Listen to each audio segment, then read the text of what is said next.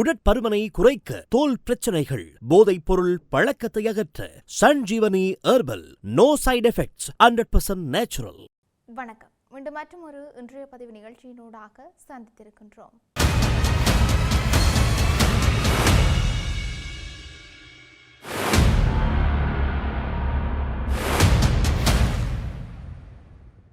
மஹிந்த ராஜபக்ச எதிர்க்கட்சி தலைவராக இருந்த காலத்தில் அவருக்கு கொழும்பில் தற்காலிகமாக தங்குவதற்காக வழங்கிய வீட்டை அவர் பலாத்காரமாக கைப்பற்றி மேரி லூக்ஸ் விக்ரமசிங்க என்ற பெண்ணின் பெயரில் பதிவு செய்திருக்கின்றார். இந்த விடயம் தொடர்பில் சிரேஷ்ட ஊடகவியலாளர் ஸ்ரீலால் பிரியந்த தனக்கு ரகசியமாக கிடைத்த ஆவணங்களை மேற்கோள் காட்டி இணையதளம் ஒன்றுக்கு வழங்கிய செவ்வியில் தெரிவித்திருக்கின்றார். அந்த செவ்வியில் அவர் தெரிவித்த பல முக்கிய கருத்துக்கள் 2002ஆம் ஆண்டு ரணில் விக்ரமசிங்க அரசாங்கத்தில் எதிர்க்கட்சி தலைவராக மஹிந்த ராஜபக்ச தேர்ந்தெடுக்கப்பட்டார். அப்போது அவருக்கு கொழும்பில் வசிப்பதற்கு வீடொன்று இல்லாததால் பிரதமராக இருந்த ரணிலிடம் இது தொடர்பில் தெரிவித்திருந்தார். ஆனால் அந்த சந்தர்ப்பத்தில் அரசு பங்களாக்கள் இல்லாததால் ரணிலுக்கு நெருக்கமான கோடீஸ்வர வர்த்தகரான பிரபாத் ரவீந்திர நாணயக்காரவிடம் இது தொடர்பில் தெரிவித்து, உங்களிடம் ஒரு வீடு இருந்தால் மஹிந்தவுக்கு தற்காலிகமாக தங்குவதற்கு தருமாறு கேட்டிருந்தார். பிரபாத் ரவீந்திர நாணயக்கார சீனாவின் CMC நிறுவனத்தின் இலங்கையின் பிரதிநிதியாவார். அப்போது தனக்கு சொந்தமான கொழும்பு 5 இருக்கின்ற வீட்டை வழங்கியிருக்கின்றார். மஹிந்த ராஜபக்ச தனது மனைவி ஷிரந்தி ராஜபக்சவுடன் நீண்ட காலமாக இருந்திருக்கின்றார். 2005ஆம் ஆண்டு மஹிந்த ஜனாதிபதியான பின்னர் இவர் குறித்த வீட்டை கையளிக்குமாறு கேட்டிருக்கின்றார். ஆனால் பல காரணங்களை சுட்டிக்காட்டி தட்டி கழித்து வந்திருக்கின்றார். பின்னர் 2010ஆம் ஆண்டும் மஹிந்த ஜனாதிபதியாக தேர்ந்தெடுக்கப்பட்டார். அப்போது குறித்த வீட்டு சொந்தக்காரருக்கு தனது அரசியல் பலத்தில் அதிகாரம் செய்திருக்கின்றார். அப்போது அந்த வீட்டை அவர் ஏதோ ஒரு விதத்தில் கைப்பற்றி விடுவாரோ என்ற பயத்தில் 8 இராணுவ வீரர்களை 24 மணி நேர பாதுகாப்பு போட்டிருந்தார் மஹிந்த. இந்த பாதுகாப்பு அனுரகுமார திசாநாயக்க ஜனாதிபதியாக பதவியேற்கும் வரை வழங்கப்பட்டிருக்கின்றது. 2013 ஏப்ரல் 5ஆம் தேதி தனது அதிகாரத்தில் தனது மனைவியான சிறந்த ராஜபக்சவின் பெயருக்கு எழுதியிருக்கின்றார். ஆனால் பதிவு செய்த ஆவணங்களில் மேரி லூக்ஸ் விக்ரமசிங்க என்ற பெயரில் தான் பதிவாகியிருக்கின்றது. மேரி லூக்ஸ் விக்ரமசிங்க என்பது சிரந்தி ராஜபக்சவின் உண்மையான பெயராகும். சிரந்தியின் உண்மையான பெயர் அறியாதவர்கள் இருப்பதால் அது தொடர்பில் பலருக்கு தெரிவதில்லை. 2 மாடிகளை கொண்ட இந்த வீடு கொழும்பு 5 டொரிண்டன் மாவட்டத்தில் அமைந்திருக்கின்றது. குறித்த வீட்டின் முகவரியிலேயே யோசித்த ராஜபக்சவுக்கு சொந்தமான கால்டன் ஸ்போர்ட் என்ற நிறுவனமும் பதிவு செய்யப்பட்டிருந்தது.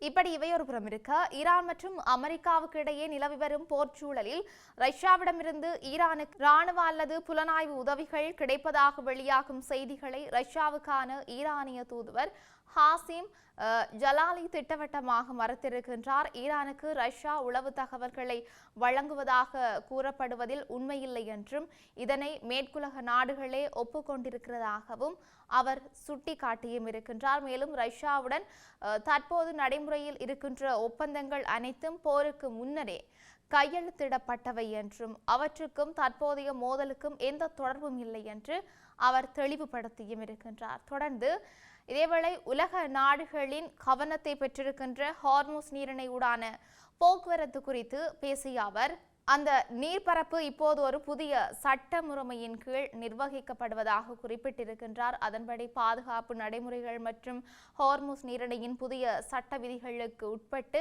கப்பல்கள் பாதுகாப்பாக பயணிக்க ஈரான் அனுமதிக்கும் என்று அவர் உறுதியளித்திருக்கின்றார். எனினும் கப்பல்கள் கடந்து செல்வதற்கான கட்டண விவரங்கள் குறித்து பேச மறுத்த அவர், இது தொடர்பான பல்வேறு மாற்று திட்டங்களை ஈரானிய நாடாளுமன்றம் தற்போது உருவாக்கி வருவதாக தெரிவித்தும் இருக்கின்றார். அத்தோடு தற்போதைய போர்ச்சூழலால் ரஷ்யாவுக்கும் ஈரானுக்கும் இடையிலான உயர்மட்ட ஆலோசனைகள் எந்த விதத்திலும் பாதிக்கப்படவில்லை என்றும் தூதுவர் ஜலாலி குறிப்பிட்டும் இருக்கின்றார்.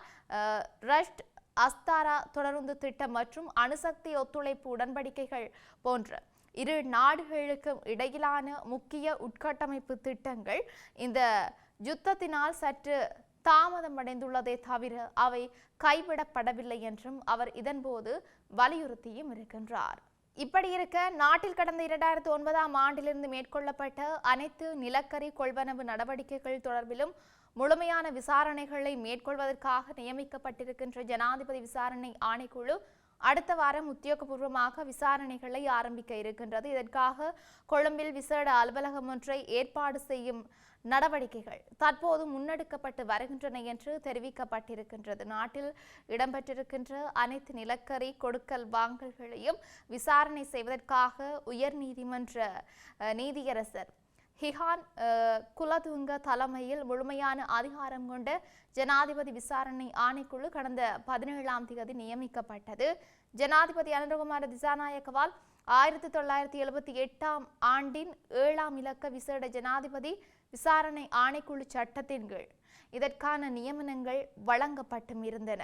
உயர் நீதிமன்ற நீதியரசர் ஹிஹான் குலதுங்க தலைமையிலான இந்த ஆணைக்குழுவில் மேன்முறையீட்டு நீதிமன்ற நீதியரசர் ஆதித்ய படபெந்திகே, மேல் நீதிமன்ற நீதிபதி சஞ்சீவ சோமரட்ன, முன்னாள் அமைச்சின் செயலாளர் PV பந்துலசேன ஆகியோரும் இணைந்து பணியாற்ற இருக்கின்றார்கள். இலங்கையில் நிலக்கரி மூலமான மின்சார உற்பத்தி ஆரம்பிக்கப்பட்ட காலம் முதல் 2026 ஏப்ரல் 16ஆம் தேதி வரை அரசாங்கத்துக்கு சொந்தமான நிலக்கரி நிறுவனம் அல்லது அதன் கீழ் இயங்கிய ஏனைய நிறுவனங்களூடாக மேற்கொள்ளப்பட்ட நிலக்கரி இறக்குமதி மற்றும் மின்சார உற்பத்தியில் ஏதேனும் முறைகேடுகள் அல்லது சட்டவிரோத நடவடிக்கைகள் இடம்பெற்றுள்ளனவா என்பதை ஆராய்வதே இந்த ஆணைக்குழுவின் முக்கிய செயற்பாடாகும். குறிப்பாக நிலக்கரி இறக்குமதியின் போது இடம்பெற்றதாக தெரிவிக்கப்படும் ஊழல்கள், நிதி மோசடிகள் மற்றும் நாட்டின் மின்சார துறைக்கு ஏற்பட்ட பாதிப்புகள் தொடர்பில் இந்த ஆணைக்குழு விரிவாக விசாரணைகளை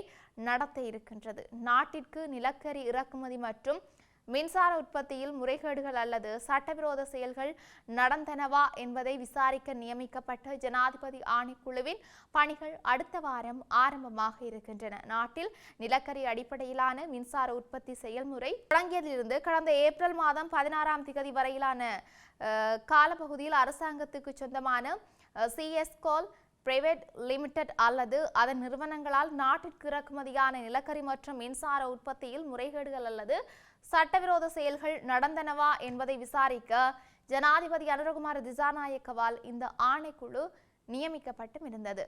தொடர்ச்சியாக லிட்ரோ எரிவாயு எதிர்வரும் மே மாதத்திலும் தடையின்றி விநியோகிக்கப்படும் என்று லிட்ரோ எரிவாயு நிறுவனம் தெரிவித்திருக்கின்றது. ஏற்கனவே 20,500 மெட்ரிக் டன் எரிவாயு கிடைத்திருக்கிறதாகவும் மேலும் 17,500 மெட்ரிக் டன் எரிவாயு நாட்டுக்கு வர இருக்கிறதாகவும் அந்த நிறுவனம் குறிப்பிட்டிருக்கின்றது. இந்த எரிவாயு கையிருப்புகள் தற்போது மாலைதீவில் உள்ள மிதக்கும் களஞ்சிய சாலையில் சேமித்து வைக்கப்பட்டும் இருக்கின்றன.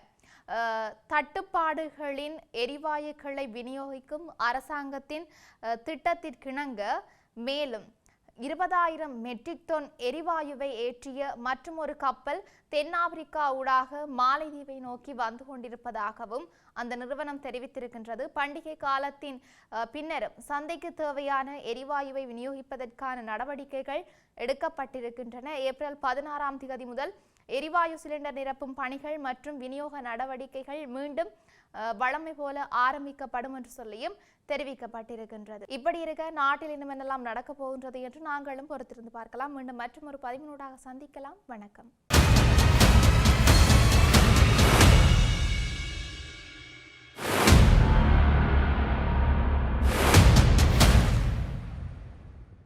உடற்பருமனை குறைக்க, தோல் பிரச்சனைகள், போதைப் பொருள் பழக்கத்தை அகற்ற Sanjeevani herbal. No side effects, 100% natural.